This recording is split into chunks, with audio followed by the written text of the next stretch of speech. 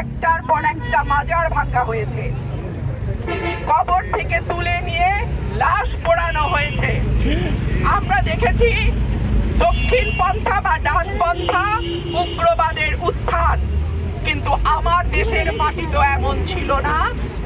এই দেশের মাটিতে আজানের ধ্বনি যেমন সুমধুর ধ্বনি আমরা শুনেছি, আমরা বাউল গানও শুনেছি। এই দেশের মাটিতে সকালবেলা যেমন কোরআন তেলাওয়াত শুনেছি, আবার বিকালবেলা হারমোনিয়াম নিয়ে ছোট ছোট বাচ্চারা গান প্র্যাকটিস করেছে, সেটাও আমরা দেখেছি। তাহলে এই বাংলাদেশকে কারা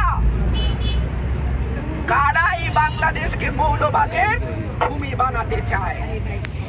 এই প্রশ্ন আজকে আপনাদের মাধ্যমে আমি রেখে যাচ্ছি, এবং এই রাষ্ট্রের কাছে আমার দাবি থাকবে, যেই রাষ্ট্র কোনো অপরাধ বন্ধ করতে পারে নাই, যেই রাষ্ট্র ছোট ছোট শিশুদেরকে বলাৎকার আর ধর্ষণের হাত থেকে বাঁচাতে পারে নাই, সেই রাষ্ট্র আজকে কি করে বাংলাদেশকে, যেখানে সব রকম সাংস্কৃতিক কর্মকাণ্ড ধর্মের পাশাপাশি চলেছে, সেটাকে বন্ধ করে বাংলাদেশকে, পরের প্রজন্মকে অন্ধকারের দিকে নিয়ে যাওয়ার মদত দিচ্ছে।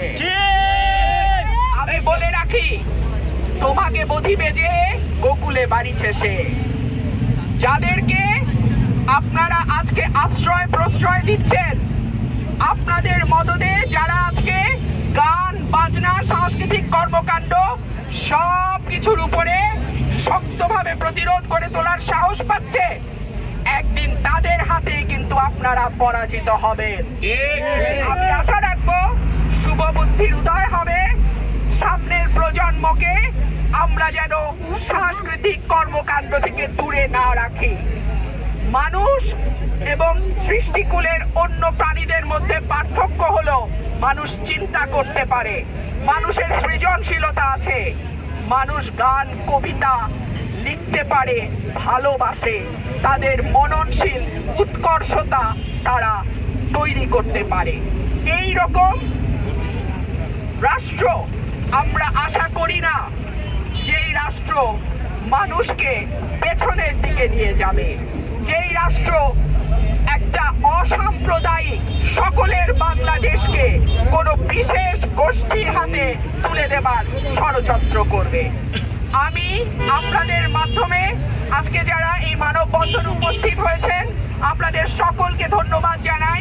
আমি আমার সাংবাদিক ভাইদেরকেও ধন্যবাদ জানাই, আপনারা কষ্ট করে আজকে আমাদের মাঝে উপস্থিত হয়েছেন। এবং আমি দাবি জানাবো, অবিলম্বে ব্রাহ্মণবাড়িয়ায় সাংস্কৃতিক কর্মকাণ্ড যাতে নির্বিঘ্নে নিরাপদে চলতে পারে, সেই ব্যবস্থা করে দেয়া হোক। প্রশাসনের কাছে আমার আবেদন থাকবে, ব্রাহ্মণবাড়িয়া বাংলাদেশের সংস্কৃতির রাজধানী, এই পরিচয়টা আপনারা কোনোভাবে কোনো গোষ্ঠীকে মুছে ফেলতে দেবেন না। ধন্যবাদ সবাইকে, ভালো থাকবেন। আশা করি আমরা আমাদের হারানো ব্রাহ্মণবাড়িয়া আবারও আমাদের সাংস্কৃতিক কর্মকাণ্ড নির্বিঘ্নে নির্ভয়ে চালাতে পারবো।